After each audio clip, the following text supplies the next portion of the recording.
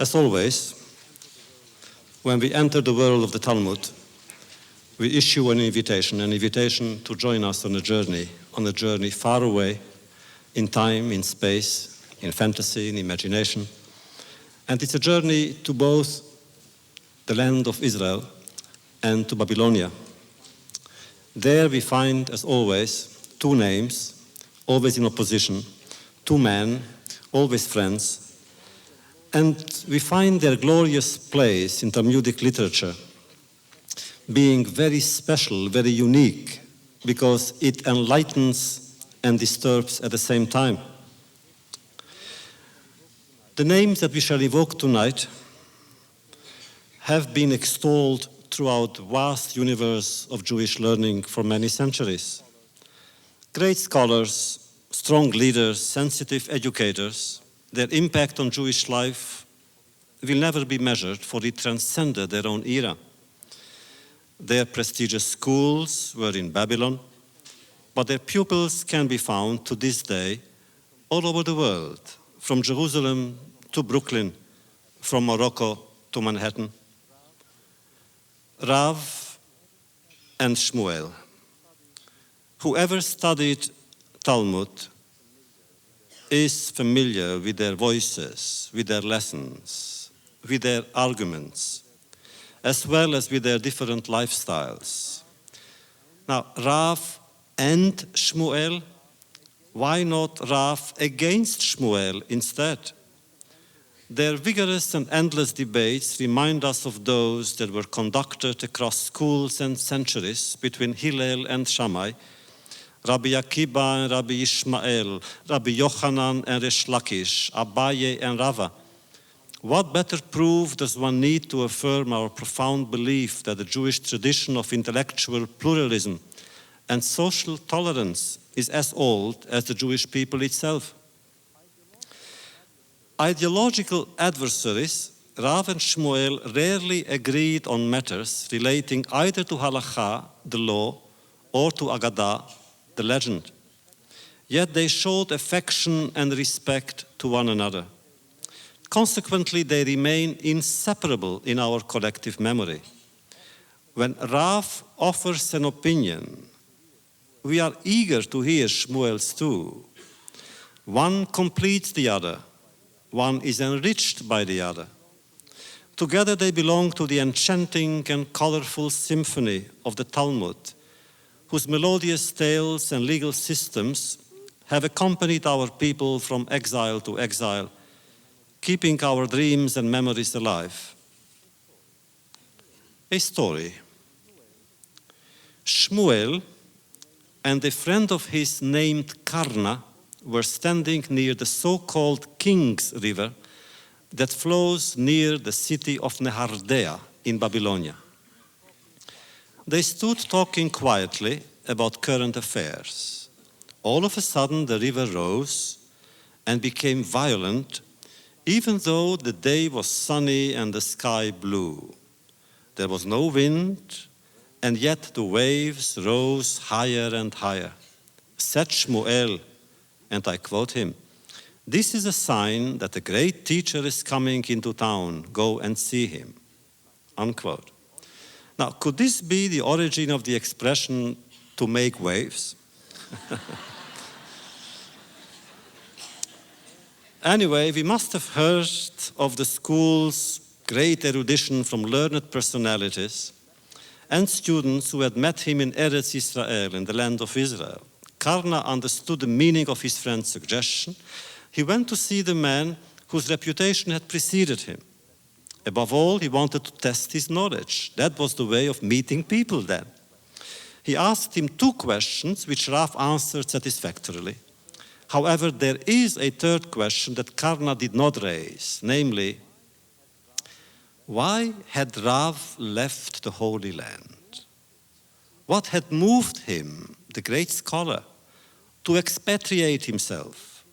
What had made him come or return to Babylonia? As for Shmuel, there is a question about him too. There is a question about everyone in the Talmud.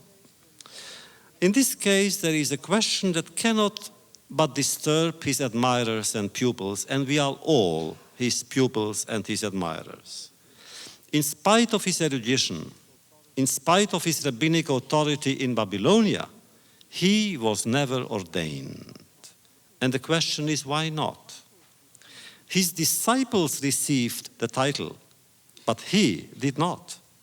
So we cannot but ask, why was Shmuel discriminated against? Well, you see, we are already confronted with at least two sets of questions for tonight's encounter, and there will be more. Any Talmudic text inspires us to seek out more and more riddles and enigmas. There is no religious literature that incites the reader, the student, to be as daring and go as far with his or her interrogations or investigations. The mystery of the Pardes, the orchard of secret knowledge, and the solitude of Rabbi Shimon ben Yochai, the flight of Rabbi Yochanan ben Zakkai, and the martyrdom of Rabbi Akiba, the innocence of a Rabbi Zeira, and the piety of Rabbi Hanina ben Dosa. In years past, we tried to explore the life of every sage through one or more episodes that at first puzzled us. Why did Rabbi Akiba crown Bar Kochba as the Messiah? Why did Rabbi Meir escape from Palestine? What made the son of Abuya a renegade? The Talmudic gallery is filled with captivating portraits of teachers and disciples, visionaries and dreamers, interpreters and decision makers who have tried to cope with crises and conflicts, threats and persecutions willed and ordered by an infinite variety of enemies against Jews everywhere, anywhere.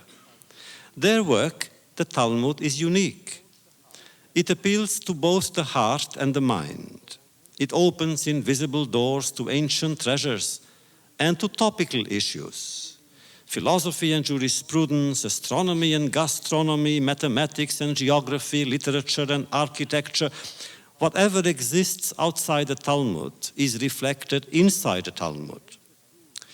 Those who hated Jews inevitably hated the Talmud, and the other way around.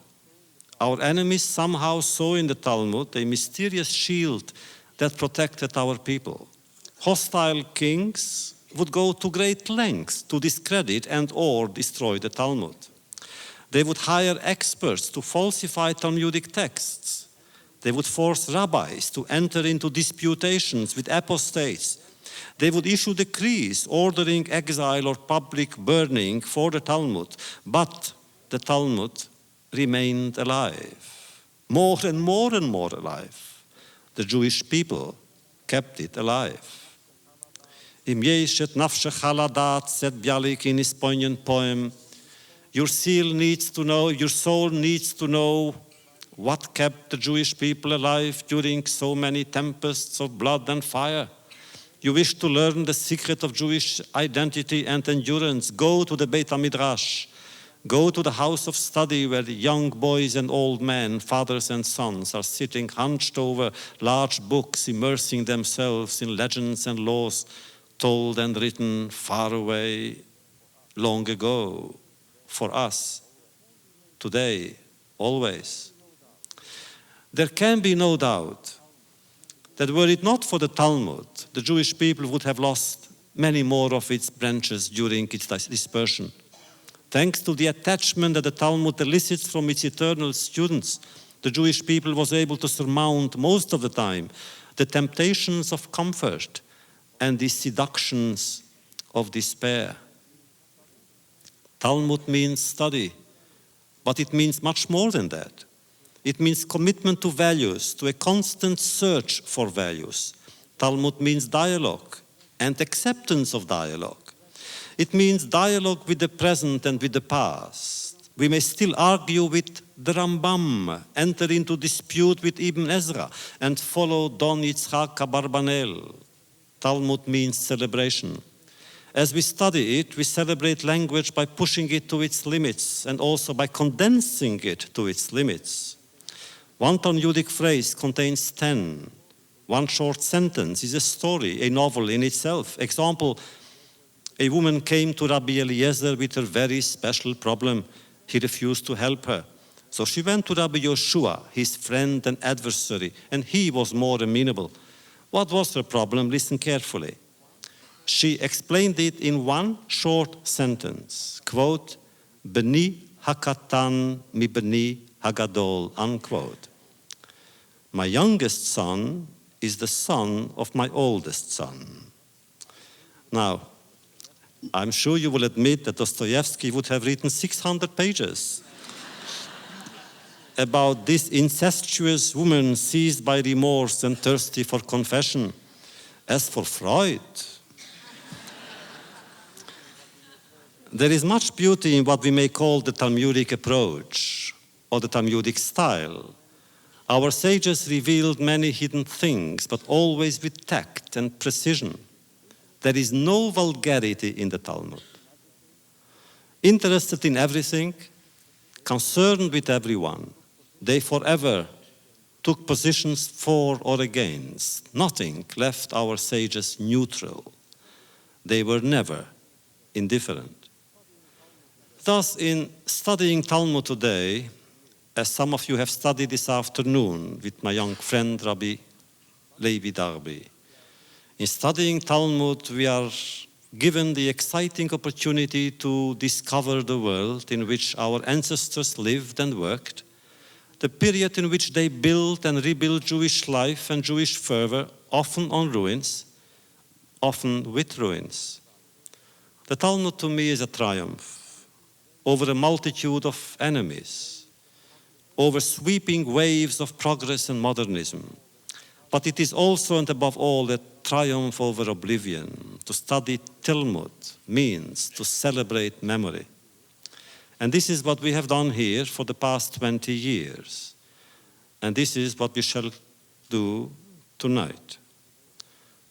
Tonight's lecture is devoted to the memory of Rabbeinu Shaul Lieberman, Zichrono Livracha.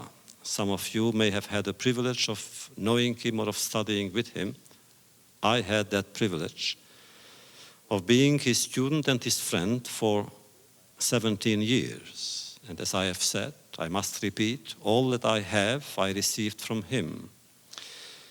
May I tell you how we met? We met somehow, it was related to Soviet Jewry. I had just come back from my first trip to Russia in 1965, and an old friend, a marvelous Israeli journalist called Gershon Sweat from Jerusalem, who lived in New York, invited me to come to his home. And there was a man whose work I had known, whose work I had admired for years and years. And we talked, and he wanted to know very much about what I had written about the reawakening of Soviet Jewry. He couldn't believe it, because he was a Russian Jew, was born in Motele, near Pinsk, the same place where Weizmann was born. And of course, he, the great Talmudic giant, couldn't believe that there were still Talmudic students and scholars in Russia, 50 years after the revolution. So I gave him all that I had amassed and accumulated in Russia. At the end of the evening, he said to me, I hear that you are giving lectures at the Y. I said, yes. Can I come? I said, no. What are you talking about? I said, well, what are you talking about? You don't go and talk just like that. I said, no, I work very hard. And what are you talking? He said, next Thursday. I said, well, and it was a Talmudic lesson. Can I come? I said, no. I want to come. Please, I said, Dr. Lieberman, don't come. He insisted. So he wanted to come. And of course, I worked hard. I didn't sleep for the whole week. To have Lieberman here, and dare to talk about Talmud, that's chutzpah judaica. I worked very, very hard. Finally, I came, the Thursday came, with the chilur, the chimu, with fear and trembling. I gave my lecture. And he was very, very generous, very gentle. He was standing out there with my wife, and he said very nice things with other people around. He was very, very nice. But he said, come and see me tomorrow.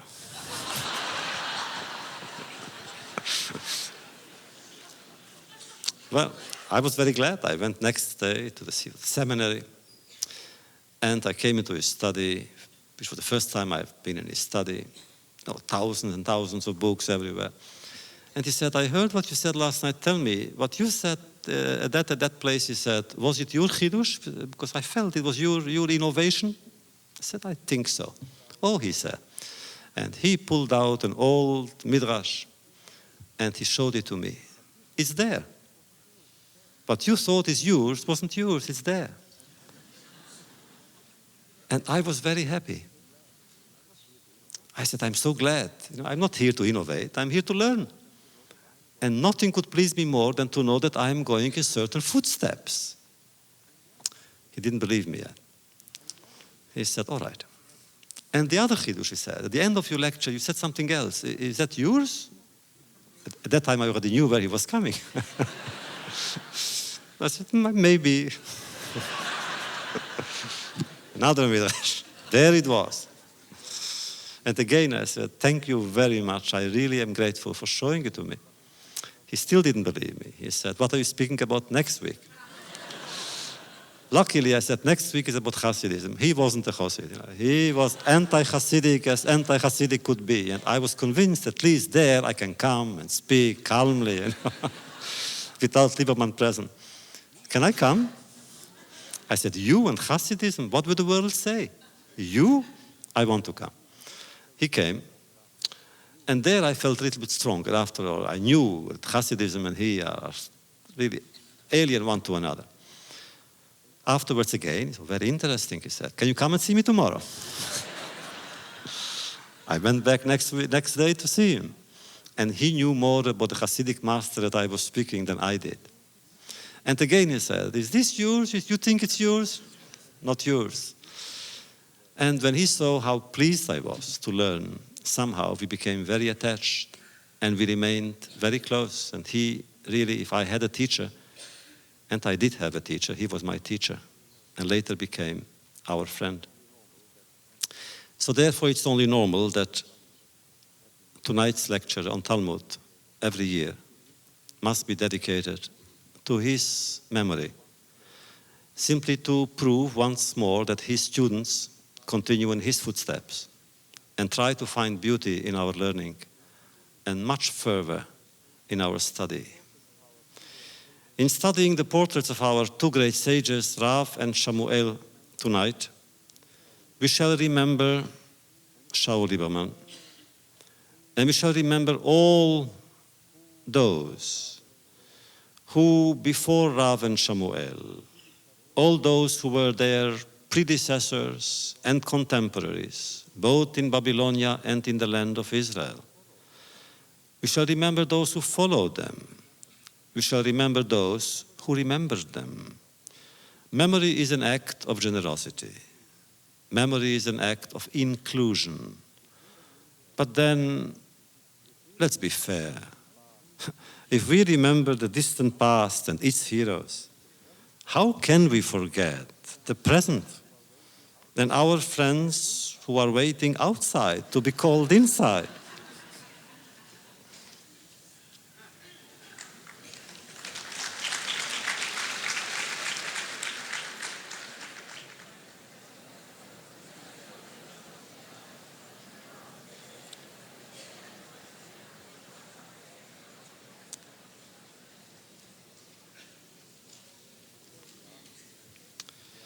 So there we are.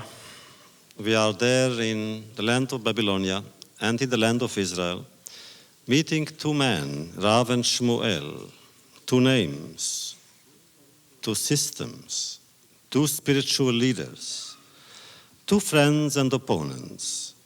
They were the Amoraim in Babylonia. And surely you know that the Amoraim follow the Tanaim. The difference between them, Tana means one who studies, and Amora, one who speaks or who interpreted their studies. The Tanaim's era began with Hillel and Shammai in the early period of Herod's reign. As authors of the Mishnah, They were innovators, creative thinkers, daring codifiers. In the course of generations, they were followed by memorizers who served as living libraries in various academies. They were known not for their independent thought, but for their ability to display total recall. It's amazing when you think about it, that every school had its librarian. And you could simply come and say, what did Rabbi Akiva say on that matter? It came out. Well, today you would call it a computer, but I prefer them. But then came the Amoraim. At first they would translate into Aramaic what the Tanaim would say in public. Later they themselves were teachers. Still, protocol and seniority limited their authority. An Amora, for instance, could not dispute the views of a Tana. Rav and Shmuel were the first Amoraim. Under their guidance and inspiration, Jewish scholarship attained unequaled heights.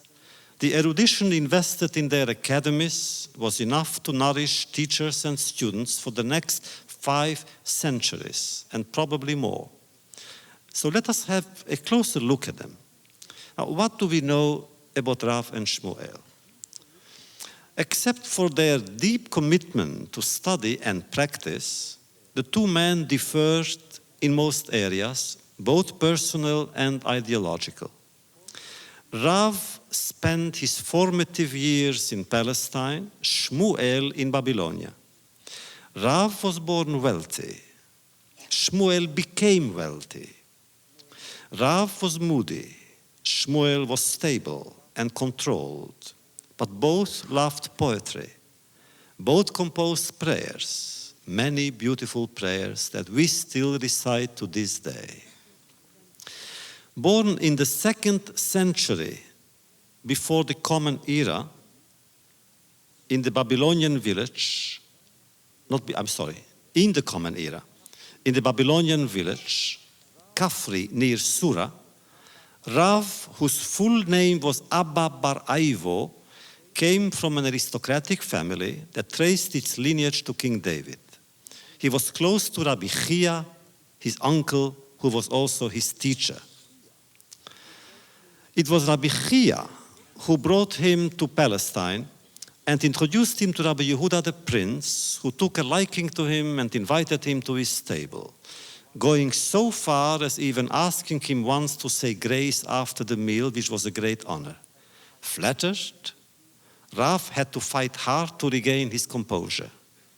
Perhaps that was due to his timidity. He was young and shy and a stranger. Rabbi Chia had therefore to teach him table manners, how to behave in class, when to speak, when to keep silent, how to address the master in order to help the discussion rather than disrupt it. He taught him, for instance, always to be totally relevant when putting a question to Rabbi Yehuda.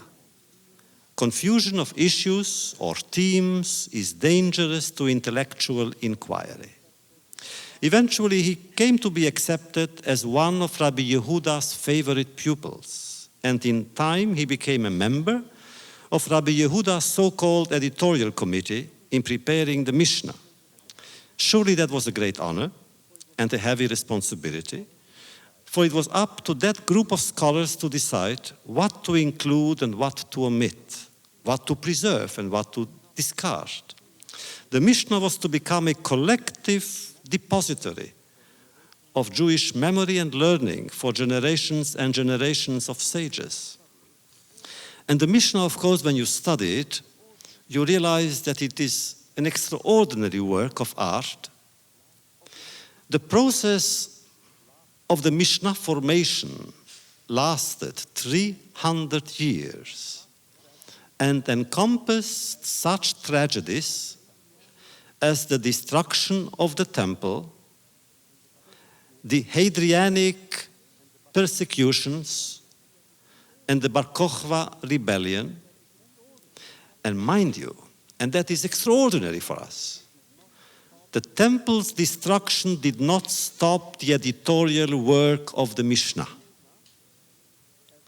Now, the Mishnah, as the whole process of learning, was all the time based on debates and on more debates. Of the 523 chapters of the Mishnah, only 6 contain no controversies. So if we are grateful to Rabbi Yehuda, the prince, for undertaking such a monumental task, we are equally thankful to Rav, the disciple, the student, for helping him collect laws, present them in a clear order, and remain truthful to all sections, all sides, all participants in all the discussions. Why was he called Rav? In truth, he already had a nickname, Abba Aricha, Abba the tall one. He must have been strikingly tall. So much so that his disciple Rav Yehuda, who was also tall, reached only to his shoulder. Some scholars objected to the nickname, feeling it implied a lack of respect to the teacher, said Rabbi Yochanan. And I quote him, "You call him Abba Aricha, Abba the tall one? That's what you call him?" I remember. We were both students at the academy of Rabbi Yehuda the Prince, and already then he was recognized as the great scholar. He was sitting while I stood 17 rows behind him. He and Rabbi Yehuda were engaged in a fiery debate.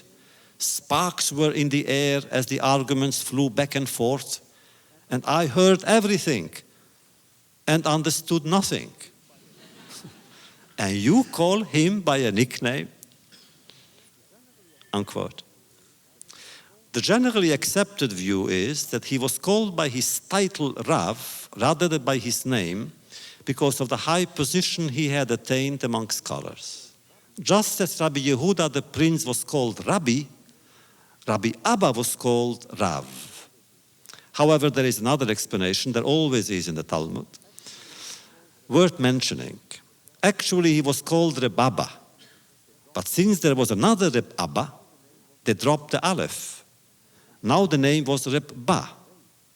And the abbreviation of Reish and Beit is Rav. Whatever the reason, Rav was Rav, a teacher, a master, an authoritative voice in the stormy world of learning. Though he was not one of the Tanaim, he and he alone among the Amoraim occasionally felt entitled to argue with a Tanaitic decision. Rav Tanahaya Upalik, says the Talmud. Rav could oppose even one of the Palestinian Tanaim, the teachers. In a way, he was part of both schools, the one in Palestine and the one in Babylonia. He visited Palestine, but then returned to Babylonia. After staying there a while, he went back again to Palestine. In the end, he left it again, and this time for good. Now, why did he leave the Holy Land the first time? The reasons are not clear. Before his departure, his uncle and protector, Rabbi Chia, had interceded on his behalf with Rabbi Yehuda the Prince to ordain him as rabbi. Rabbi Yehuda agreed, but not entirely. The formula Yoreh, Yoreh, Yadin, Yadin, which is on the parchment of every smicha, of every ordination, to this day, actually originates in those customs. Rabbi Chia asked about his nephew in the presence of the teacher. Yoreh, may he teach? And the ordaining rabbi answered, Yoreh, he may teach. Yadin, may he judge? And the answer was, Yadin, he may judge. So he got the formula from Rabbi Yehuda the Prince. However, Rabbi Yehuda limited it to certain areas. Rabbi Yehuda Hanassi, the Prince, did not empower Rav to deal with Hatarat Bechorim, with purely ritual matters, such as cases involving firstborn animals that may not be consumed unless they are blemished, for they are holy and destined for sacrifice. Now, why was Rav denied full ordination? Perhaps because of the general policy in Palestine to discourage people from becoming Yordim by going to Babylonia. Rav was hurt by his incomplete ordination, that is clear. We know this from his appeal to Rabbi Yehuda's grandson, Rabbi Yehuda Nesiah, to correct the injustice and grant him full ordination. And the appeal was rejected. I cannot go beyond what my grandfather gave you, said the new religious leader of Palestinian Jewry. But Rav should not have been too unhappy. After all, his friend and rival Shmuel received no ordination at all. Now, what about Shmuel? Shmuel was born in Hardea, a famous city in Babylonia which had a tradition of scholarship dating back to the first Jewish refugees in the time of King Jehoiachin, before the destruction of the first temple. His father, Abba bar Abba, belonged to the upper middle class. He was wealthy and influential, a trader in silk. He was also known for his piety. One day he met Rabbi Yehuda ben Beteira, who wished to purchase silk, but realized all of a sudden that he had no money on him. In the absence of credit cards, the rabbi decided to leave without the merchandise. But the rich merchant insisted. Take it, he said. Isn't your word worth more than money? Answered the old sage. Because you have faith in words, you will have a son who, like the prophet Samuel, will have faith in words. And that is why Abba bar Abba named his son Samuel or Shmuel. There is a legend in the Midrash that a woman endowed with magic powers, who understood the language of birds, tried to seduce Abba bar Abba, for she had heard from the birds that he would sire a great man, Shmuel. Abba bar Abba managed to resist her charms, but her predictions proved correct. His son became a great man in Israel, so great that his father was often referred to not by his own name, Abba bar Abba, but by his sons, Avi Shmuel, Shmuel's father. Now, Shmuel's father, Abba, the son of Abba, was also known for his honesty, as we know.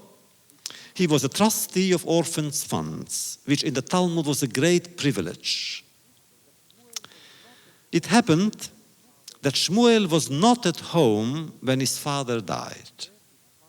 And so he was not told where his father had hidden the orphans' monies. As a result, some people suspected Shmuel of misusing them. So Shmuel went to the cemetery and turned to the dead. And I'm quoting the entire dialogue. I am looking for Abba, said Shmuel. There are many men called Abba here, they told him. I am looking for Abba, son of Abba. He is not here, they told him. He is in the heavenly yeshiva, studying Torah.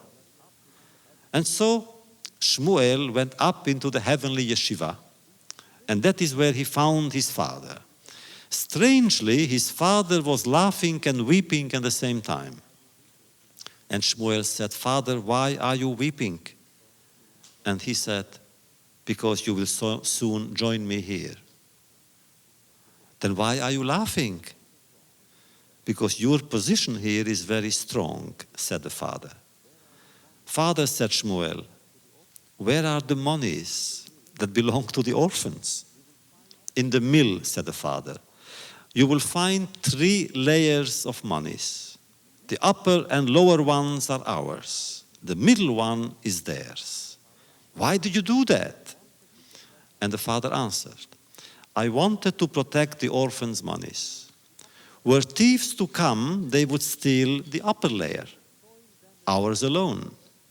Should the soil damage the lower layer, ours alone would be damaged.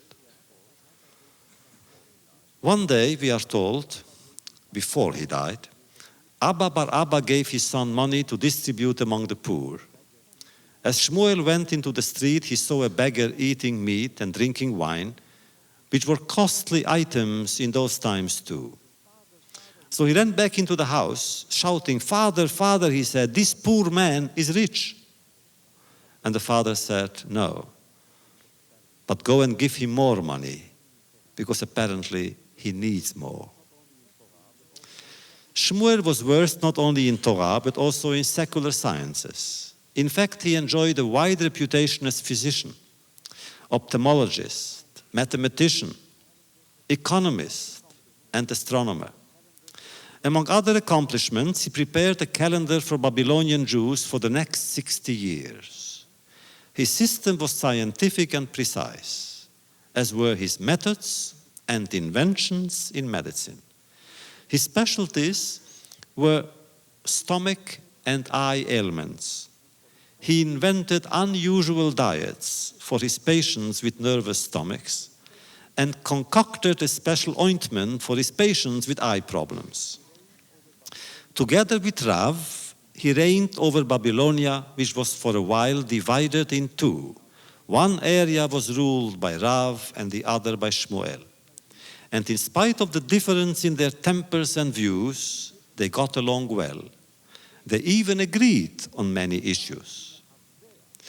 When Reb Shila died in Nehardea, Shmuel was asked to succeed him as head of the Sidra, as the yeshiva was then called. Shmuel refused. Why? Rav had already been there, and he, Shmuel, felt that Rav, his senior, was more qualified. But Rav too refused. He did not want to hurt Shmuel. Later, when both became heads of prestigious academies, Rav in Sura and Shmuel in Nehardea, the accepted principle was that in their debates, Rav always prevailed in religious matters of Isur veheter, what is permitted and what is not, whereas Shmuel's opinions prevailed always in matters involving finances. Shmuel was known for his extraordinary memory. He himself made no secret of the fact that he remembered many things far back, very far back. For instance, he once said casually, and I quote him, "I remember the midwife who brought me into this world." And he continued, "And I remember the mohel, the man who performed my circumcision." Now, such a man must have been indisputably precocious.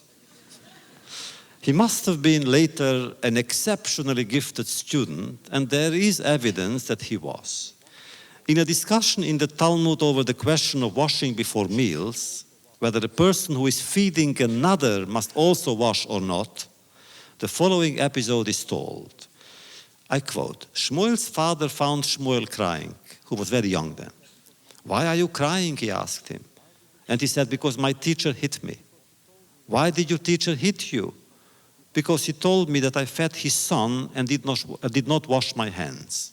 'Why didn't you?' 'What?' asked Shmuel. 'He is eating and I should wash.' And he added, 'Isn't it enough that the teacher was ignorant? Did he have to hit me too?' Not only did the father wisely change Shmuel's teachers, he himself began teaching him. And he also gave him tests and exams. But when once he asked him 4 questions related to sacrificial slaughter, and Shmuel was wrong 4 times, the young man was sent to the great teachers of the time, including Rabbi Yehuda ben Betera, whose school was in Etzivin. Shmuel also studied with Levi ben Sisi and the exilarch, the king of the Jews, the president of the Jews in the diaspora, called Rav Huna. At one point, Shmuel visited Palestine, where he studied also under Rabbi Yehuda Hanassi. We know this because he treated Rabbi Yehuda's eye ailment, and we know what happened and how it happened.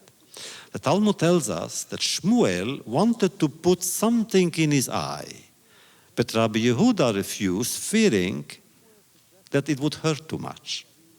So Shmuel suggested applying some cream to his eyelids. Still, Rabbi Yehuda refused. So Shmuel put the cream under the rabbi's pillow. And we are told that the aroma was so strong that it cured him. Still, when Shmuel wanted Rabbi Yehuda to ordain him, for ordination could be obtained only in Palestine, he met with a refusal. The reason for the refusal again is not clear. Some theorize that Shmuel was too learned in astronomy and the techniques of calendar calculations, and Rabbi Yehuda may have been afraid that his views could carry too much weight in the matter. And at that time, in those centuries, it was very important to decide who has the authority on establishing the calendar, for that authority meant establishing the holidays and the entire year. But others believe that he, Shmuel, did not get the ordination because he had acquired too much secular science, secular knowledge, too much for his own good. So which version is correct? We have no way of knowing. All we know is that Rabbi Yehuda himself expressed his regret in the form of a platitude. He simply said, sorry, it is one of those things. Comments Rashi. Maybe the time was not ripe, or there were not enough rabbis present. Does this mean that the head of the academy lacked the authority to ordain on his own? That he needed the consent of senior faculty? The fact remains that Shmuel was not ordained, and we know that he tried to console his old teacher. Do not be sad, he told Rabbi Yehuda Hanassi. I read the book of Adam, the first man, which according to tradition contains the names of all the leaders to the end of all times, Dor Manhigav. When it came to my place in history, it said, Shmuel the astronomer will be called Chacham, sage, but not rabbi. In other words, it is not your fault. It was God's decision, not yours. And Shmuel then added, the book of Adam also says that Rabbi Yehuda will be cured by Shmuel. Now, it would seem that even Adam already knew about his medical degree. It would also seem that in those times, rabbi and doctor did not go together. There were no Herr Doctor Rabbiners in those times. Yet, Shmuel's prestige among scholars was high in Babylonia. With or without his rabbinic title, his official position was secure, his leadership undisputed. When Rav died in Sura, no one succeeded him as long as Shmuel was alive, which means another 7 years until the year 254 of the Common Era. People loved him so deeply, we are told, that they carried him on their shoulders to prevent him from getting tired walking. And so while we understand the various theories of why he was not ordained, actually we should ask ourselves, why did he care? Why did he wish to be called rabbi? Were rabbis enjoying such a good time then, as they do now? Well, let us look back at the situation of the Jewish people in that period. The time from the middle of the 2nd to the middle of the 3rd centuries. In Rome, emperors rapidly succeed one another, most of them murdered. Marcus Aurelius, Caracalla, Geta, Heliogabalus, Alexander Severus, Maximinius, Gordian I, Gordian II, Balbinus, Pupienus, Gordian III. The Sassanids rule in Persia. Neoplatonism is at its height in Greece. The Bishop of Rome becomes the first pope of Christianity, whose persecuted martyrs are now called saints. The whole world is in a state of constant upheaval. The Roman Empire is ravaged by the Great Plague. The year 248 has a special meaning for Rome. It marks the celebration of its 1000th anniversary. But there will be no more occasions for national celebrations in Rome. The empire's glory is fading, its decline irreversible. The old victors must yield their place to new victors. The conquerors of Judea will in turn be conquered. What remains of their victories? Statues and monuments, soon to be destroyed, and a chapter or two in history books, soon to be changed. Some of the emperors were relatively good to the Jews. Most were not. One of the worst was Marcus Aurelius. His one regret was not to be able to impose heavy taxes on Jews for the air they were breathing. Severus, on the other hand, was good. This unknown Syrian, who at 17 became emperor, showed a good measure of tolerance and understanding to the Jews and their belief. The second Rabbi Yehuda Nessiah, and he were close friends. As a result, the Jews of Judea lived in peace during the 13 years of his reign. As for the Jewish communities in Babylonia, their lot was no worse. The Parthian king Artabanus looked upon them with favor and kindness. They enjoyed internal autonomy. The Reish Galuta, the prince of captivity, or the exilarch, was their leader in matters relating to politics and criminal affairs. His standing was high. He was fourth to the king. Consequently, he, a descendant of David, incarnated Jewish royalty in the midst of exile. He had servants and bodyguards and musicians who played when he went to bed and when he rose. In fact, some sages criticized him for playing music and thus forgetting the destruction of the temple. Some cities became famous centers of learning. Others were known for their commerce. A city called Machuza was so Jewish and so exclusively Jewish that certain rabbis wondered aloud why its gates did not have mezuzot on them. The communities were so Jewish that in matters of yichus, or family status, Babylonian families were considered safer than Judean, Palestinian families. There was no intermarriage in Babylonia. There was a great deal of intellectual intercourse between Babylonia and Palestine all the time. The best of the students went to study with the last Tanaim in Palestinian academies. They must have felt that this was the end of an era, a golden era. The conclusion of the Mishnah was a turning point in Jewish history, and the Babylonians knew it. Some managed to catch a glimpse of Rabbi Yehuda, others went to Rabbi Yochanan. Later, when the Babylonian academies became superior to the Palestinian ones, Palestinian scholars went to Babylonia. Talmud Torah Keneged Kulam, the study of Torah, was to all of them more important than any other factor in life. And so we are back to our good friends tonight, Rav and Shmuel. Rav was born in 175 and died in 247 of the Common Era. At the age of 20, he joined his uncle Reb Chia on his first journey to Palestine, where he stayed 5 years working for his uncle in Tiberias and studying under Rabbi Yehuda in Tziporis. When he took leave from his uncle, Reb Chia gave him this blessing, and I quote him, "I pray to God to protect you from something that is more bitter than death," unquote. Rav immediately understood what he meant. Forgive me, I have to quote him. He meant a nasty wife. For it is written, says the Talmud, that a bad woman, but only a bad woman, don't worry, a bad woman is worse than death. Now, unfortunately for Rav, his uncle's blessing did not work.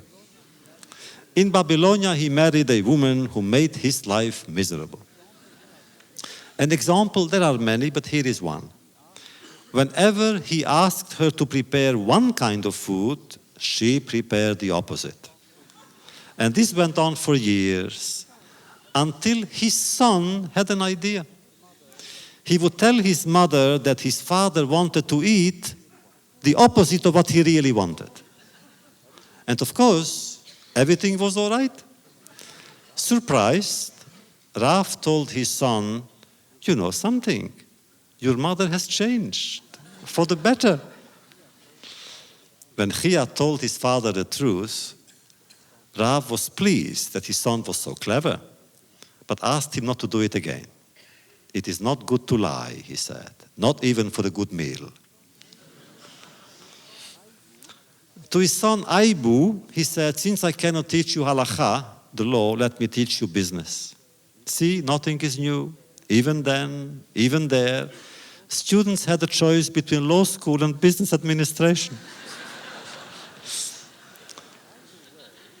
Only either way, they had the same teachers. Rav had an astonishing talent for economics. Listen to the advice he gives his son, the businessman. When you arrive in a village, do not linger. Start selling right away. He also said, whatever you have, sell immediately, and you will not regret it. Except for wine, wait, but not too long.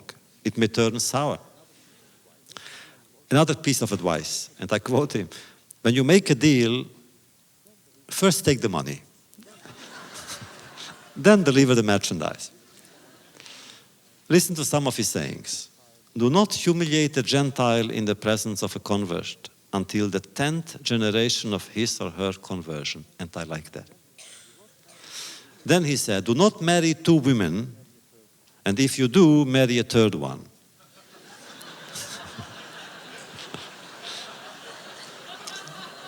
And he explained why. If 2 will conspire against you, the 3rd one will betray them.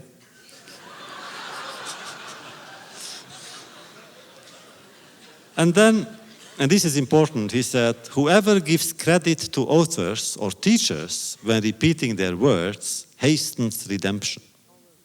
He also said a scholar must have a small, very small part of pride and ego.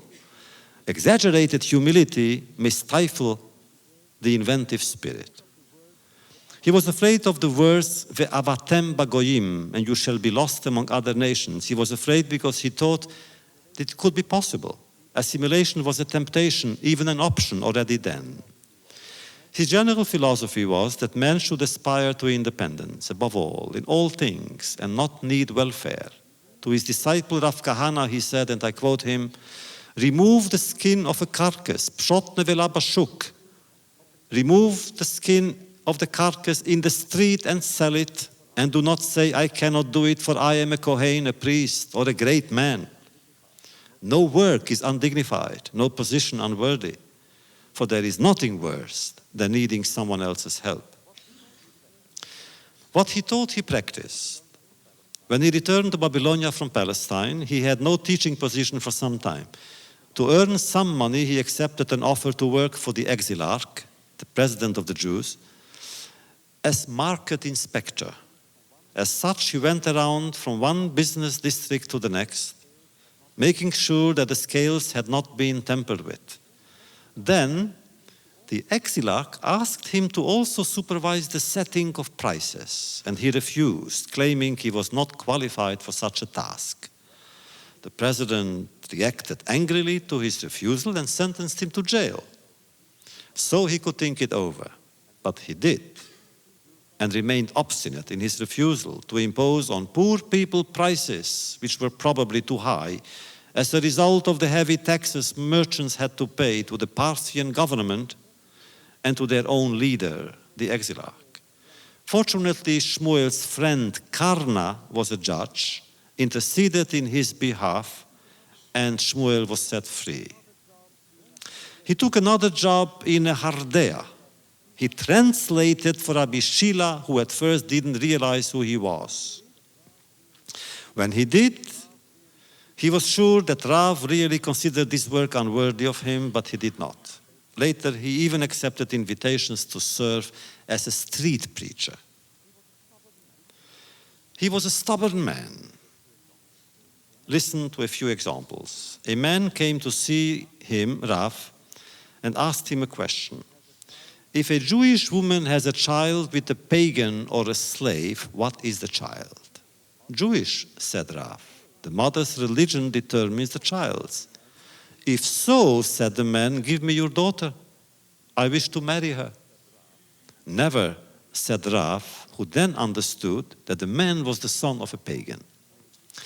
A scholar named Shimi Bar Chia was probably present at the dialogue, for he used a Median proverb to express his astonishment. If the law is the law, he said, why doesn't he, Rav, abide by it? Even if this man were like Joshua, I wouldn't give him my daughter for a wife, said Rav angrily. And Shimi, the scholar, answered, if he were Joshua, he wouldn't need you. He would marry someone else's daughter. But he is not Joshua. And if you reject him, who will want him for a son-in-law? The argument was good. The argument was sound. But Rav was stubborn and stuck to his position. In another case, he showed more compassion. Rabba Bar Chana hired workers to pour wine into his barrels. When they broke one, he confiscated their robes as a kind of indemnity. The workers complained to Rav, who ordered Rabba Bar Chana to give them back their clothes. Then they told Rav, we are poor. We worked all day. We are hungry. We are going home empty-handed. Our families are hungry. So Rav decided that they were entitled to payment as well. And Rabba Bar Chana had to comply. And yet, among 10 cardinal virtues ascribed to him by the Gaonim, it is also his humility that stands out. He was never arrogant or condescending. He respected other people's right to privacy. He never looked at passers-by in the street. And he was concerned with language. He never indulged in small talk. And at services, he never disturbed his fellow worshippers. He loved prayer. And in this domain, Rav's voice still reverberates. It has reached us across the centuries. His prayer, Hayom Harat Olam, today is the birthday of the universe, is still being recited in our houses of prayer during the blowing of the shofar. Listen to it again. I'm sure you have listened to it last Rosh Hashanah, but you will sense once more its beauty and majesty. Hayom Harat Olam. Today is the birthday of the universe. On this day, all creatures stand before thee in judgment, some as children, some as servants. If you look upon us as children, then pity us as a father pities his children. But should you look upon us as servants, then we turn towards you with humility and hope, until your kindness will penetrate your judgment on us, O revered and holy Almighty God. Rav was mystically inclined. Rashi says about him that he could visit cemeteries and guess how people had died and when. But he was also practical. He paid much attention to problems related to marriage, and he was very strange in problems of marriage. Let me give you one example. His concept of marriage was a very personal one. We read in the treatise of Yoma, and I quote, that whenever Rav would come to a place called Darshish, he would ask around, is there a woman here ready to marry me for one night? Polygamy? Oh no, we don't believe that. Because he would divorce her next day. What was the idea behind it? Our commentators believe simply that if a man has a woman at hand, simply at hand, he wouldn't touch her. He will not be bothered by wrong impulses and desires. Still, I feel the story strange. In matters of marriage, no Talmudic scholar has demonstrated such affection, such empathy with young couples. His rulings in that area are daring, almost revolutionary. Until then, it was incredibly simple to get married.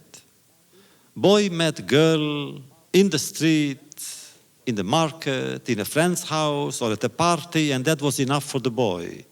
In the presence of two witnesses, he simply said, Harei at mekudeshet li, and that was it. And countless tragedies were caused by such impulses.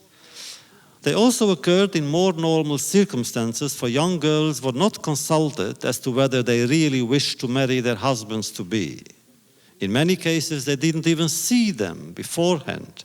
And when they did under the chuppah, it was late. Too late. Sometimes they were given away while they were still children. After all, father knew best. To protect the young women and also their future husbands, Rav issued several far-reaching rulings. A father is not allowed to marry off his daughter if she is still a minor. In parentheses, commenting on this law, the Tosafists of the 12th century say as follows, and I quote them with their marvelous humility and charm. And they say, we live in times when fathers do marry off their young daughters. Why? Because exile is becoming harsher and harsher. People live in constant uncertainty. A father who has a dowry for his young child would not wait until she grows up, for he might in the meantime lose his dowry. Then what? Without money, his daughter might remain an old maid. Still, Rav's law stands. In order to protect minors, he also allowed the daughter to offer or withdraw her consent. He insisted that an informal courtship had to precede the wedding, that the boy and the girl had to get acquainted, lest they live in a constant state of regret and remorse. And remember, all this took place some 1800 years ago. When I studied these laws, I remember the story that I feel I may repeat, for I have said it here some 16 years ago. It's a marvelous story about this kind of situations. The story is about the famous philosopher Moses Mendelssohn. Moses Mendelssohn, who, as everybody knows, was very great, but also very ugly. And when he came to be 18, his parents decided he must marry, but who is worthy of Mendelssohn? Only the richest, the prettiest, the nicest, the wisest, the most intelligent girl in town, and they found her. They found her, she was the daughter of the banker, I think Oppenheimer. And the two parents met and they decided that the children really are good for one another. The great philosopher and the rich daughter, it's perfect, and everything is all right. And they set a date for the wedding. A few months later, the wedding day came. Many people came to the wedding. After all, who would refuse an invitation by the Oppenheimers or the Mendelssohns? There were many, many rabbis and many bankers and many good people and many musicians. Hundreds and hundreds of people were at the wedding. You know, in those times, the groom was in one room, the bride in another room, the groom with his friends, the bride with her friends, and the the bride and her friends were listening to a batchan, to a minstrel, to a troubadour, while he, the groom, had to say a drosha, had to say a sermon, give a lecture. And he lectured. After a while, they took him out and they came with him to visit his bride to do the unveiling. You know, this is a biblical law because this is what Isaac did to Rivka, to Rebecca. And when he came in, accompanied by his parents, by his family, by his uncles, by his aunts, by everybody, and he lifted the veil, he was dazzled by her beauty. But she saw him. And she fainted. So people said, well, you know, after all, the wedding day, she must be emotional, and nothing. He went back to continue his lecture. And when she came to, she simply said to her mother, never. The mother called the father. What is it, my daughter? She said, never. This man, he's a monster. Never. In the meantime, Mendelssohn went on lecturing. After an hour, 2, 3, he realized something is wrong. So he said to his father, after all, he was clever. He said, I imagine she doesn't want me. The father said, well, true, she doesn't want you. So he said, Father, go back to her and give her one message. I understand, and I don't insist. But since we have this situation, I have only one request. I would like to be alone with her for a few minutes. Well, you know, it's against the law, yichud, before the wedding. But it was shatat chag, as we say, it's important, okay. So he came in, and she was... And he said, I wanted to see you, I want to tell you a story, that's all. What do we know? We know from the Talmud that before a soul descends from heaven onto earth, a bat call, a heavenly voice is heard. This soul, meaning Mr. So-and-so, the son of Mr. and Mrs. So-and-so, will marry Miss So-and-so, a daughter of Mr. and Mrs. So-and-so.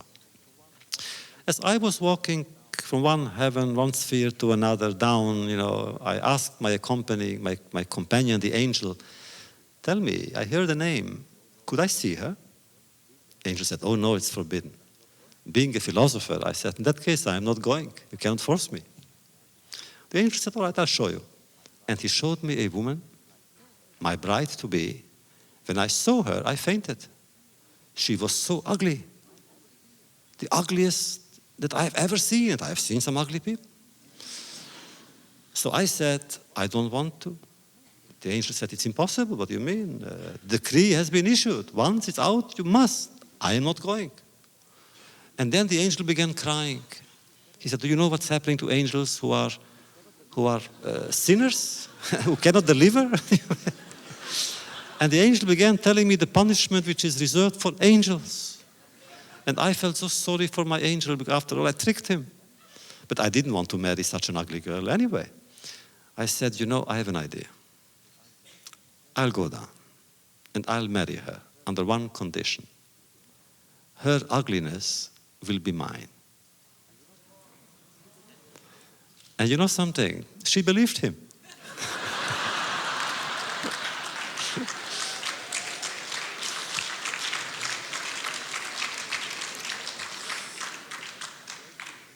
Rav, nevertheless, was a great humanist, trying to prevent suffering from spreading in the world. But what about his own suffering? If he suffered, he never complained, not about himself. He did make occasional comments about troubles with women in general. He said anything is better than a bad woman. He would grumble, but never did he refer to his own situation. He projected the image of someone at peace with himself, or someone with a good family life. He had 2 sons and 3 daughters, one of whom married into the Exilarch's family. One son, Chia, was an excellent student. The other, Aibu, was not. Rav did not mind, nor did he favor one over the other. He helped them with his advice. He gave both practical lessons. To Chia, he said, do not reside in a town whose leaders are physicians. The reason, they are so busy with their patients that they probably neglect communal affairs, or the other way around. Rav placed much emphasis on the welfare of the community. At one period of his life, he was wandering teacher who sought out places known for their lack of intellectual or ethical standards. If at the end he chose Sura as the seat for his academy, it is because the region did not enjoy too good a reputation. But thanks to him, it changed quickly. Thanks to him, it grew into the center for advanced Jewish learning, even surpassing Nehardea, where his friend Shmuel was rising higher and higher. Shmuel was very different from Rav, more versatile but less extroverted. He nevertheless cultivated good personal relations with the secular authorities. A close friend of King Shabur I, he stressed the importance for Jews to abide by the law of the land. He is the one who proclaimed Dina de Malchuta Dina. One may not negate or oppose the existing legal system. What if the legal system is immoral? What if certain laws are illegal? In Shmuel's time, they were not. Remember the setting, otherwise you cannot understand what he said. Babylonian Jewry was caught between the battles and ambitions of 3 superpowers: the Parthians, the Romans, and the Persians. Some communities belonged to one empire, others to another. The Parthian king Artabanus was an admirer of Rav, to whom he occasionally sent presents. We are told that once he sent him a jewel, and Rav sent him back a mezuzah. So the king called Rav, he said, I am sending you something of great value. And what are you sending me? And Rav said, Majesty, you sent me something which I must protect. I am sending you something which will protect you. But just as Artabanus had affection for Rav, King Shabur had a certain affection for Shmuel. When King Shabur attacked Cappadocia, its 12,000 Jews defended the capital city with untold bravery. All were killed in battle. And strangely enough, Shmuel refused to mourn over their death. To be more precise, he did not mourn over their death publicly. Surely he felt it unwise to antagonize Shabur, the king. By then, a number of religious decisions had been adopted by the Amoraim to ensure peaceful coexistence with the new regime, which fanatically persecuted its opponents and all those who refused to worship fire. Both Rav and Shmuel agreed that on Chanukah, the lamps may be lit inside the home, but not in the windows, as they should be, Pirsuma de Nisa, so as not to provoke the Magi, the Zoroastrian leaders. If the Jews were left in peace, or at least were less persecuted, it was due to Shmuel's friendship with the king. He was so close to him that some people nicknamed him Ariuk, the Aryan one. Others called him King Shabur, to emphasize his identification with the Persian ruler. But in scholarly and academic circles, he had already one nickname, Shakud, the assiduous student, one who is constantly immersed in study. Shmuel seemed happily married. He was a wealthy man. He never needed to work for a livelihood. Having inherited his father's silk business, he never had to worry about sustenance for his family. He was sure of himself and maintained relations with intellectuals, scientists, and even religious leaders outside the Jewish community. Compared to Rav, who said, and I quote him, whoever learns anything from a Persian Magi deserves death, unquote, Shmuel was an extreme liberal. He learned from anyone and everyone and managed to transform what he learned into useful material for his Jewish teachings. Open-minded, rational, perceptive, Shmuel knew much of human foibles, showed tolerance for them, and as a general rule, tried to emphasize the universality of Jewish ethics. He, for instance, would say, cheating is prohibited, and that includes everyone. One may not even cheat pagans. Human beings are sacred and their life is holy, whatever they are and whoever they are. Whoever dwells too long in fasting is a sinner, he said. One should never overdo anything. Exaggerated joy is as perilous as exaggerated melancholy. Everything in human existence is incomplete. Perfection is divine. All humans can do is to aspire to attain it. Said Shmuel, why couldn't Saul's kingdom last? Because it was faultless. Perfect systems are dictatorships, and dictatorships cannot, should not last. Shmuel seems to have been well informed about political structures, for he declared, and I quote him, when someone becomes a leader or a treasurer of his community, he inevitably gets rich. If you don't believe him, read your daily newspaper. Infinitely considerate with women and small children, Shmuel always took their side in legal debates. He felt they needed to be defended by him. Social victims must be helped by human beings, not referred to God alone.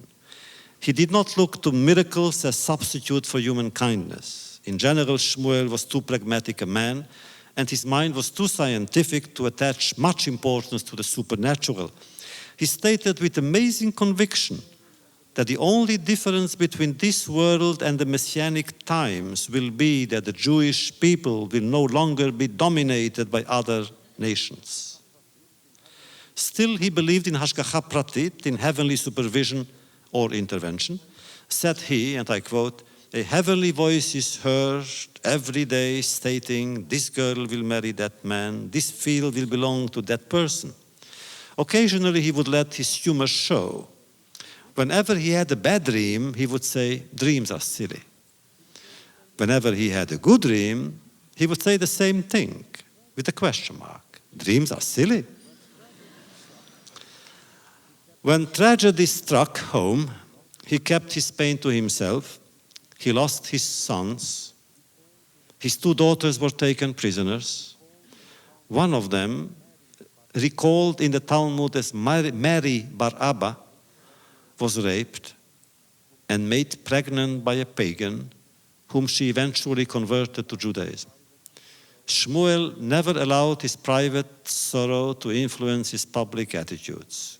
Collective agony, communal pain may evoke collective responses. Private pain must remain private.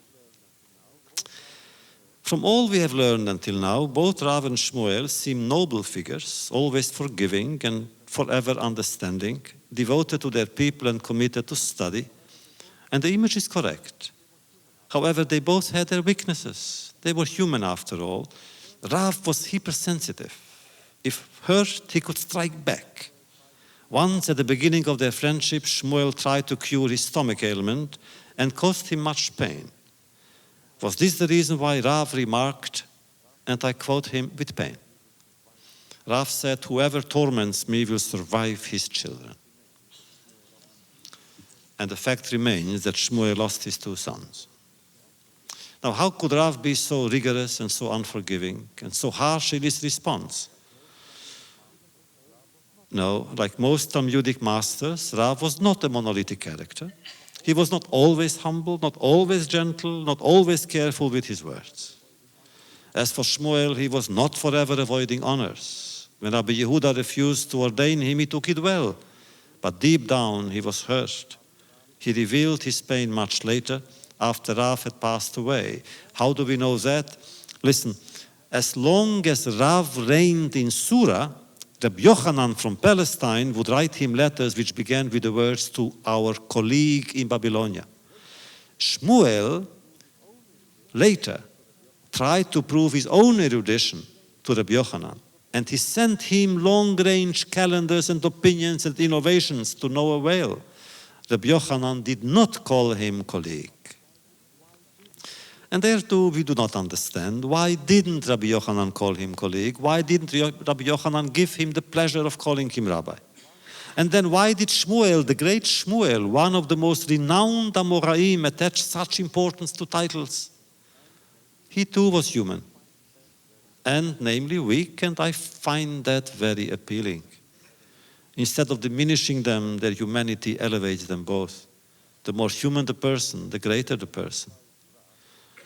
We learn that at the end of his life, Rav became melancholy, sad.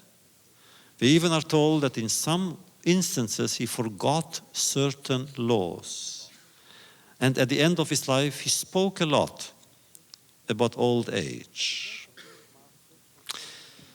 But the death of great masters concerns and involves the entire community. And so, as we draw nearer to the conclusion of our story tonight, let us accompany Rav and Shmuel on their last journey. Rav and Shmuel, 2 different names, 2 different systems, 2 different schools, 2 different destinies, but 2 shared passions.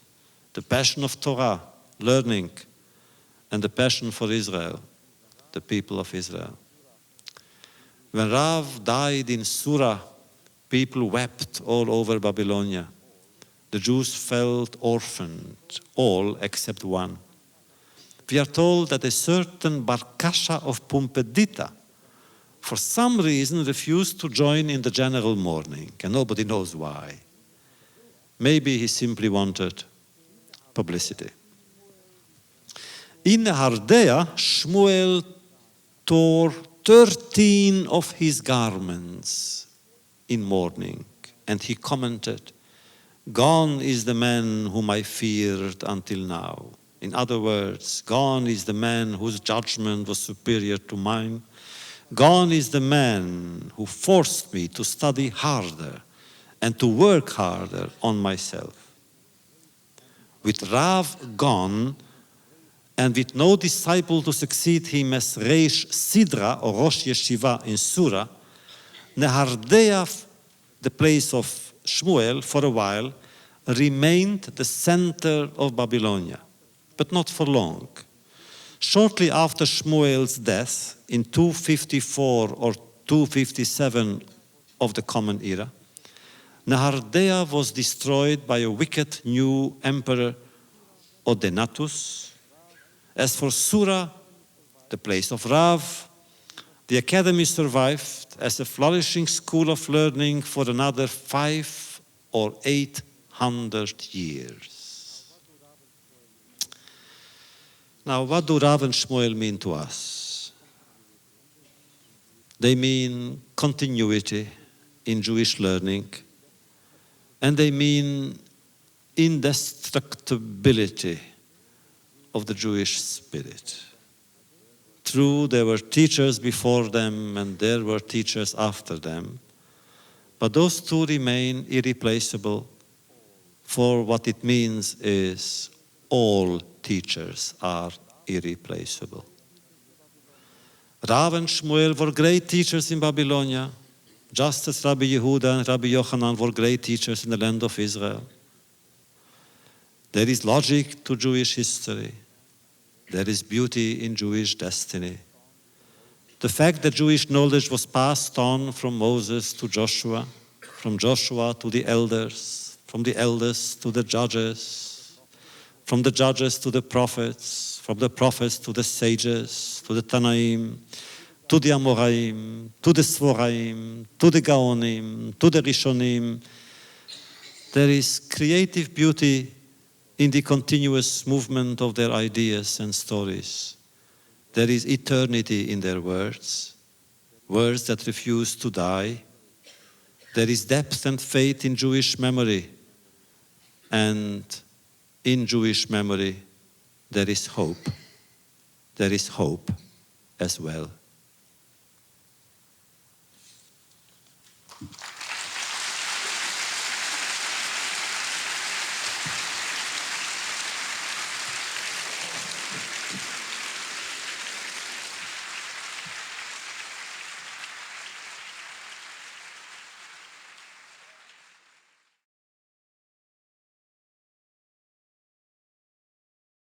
Thanks for listening.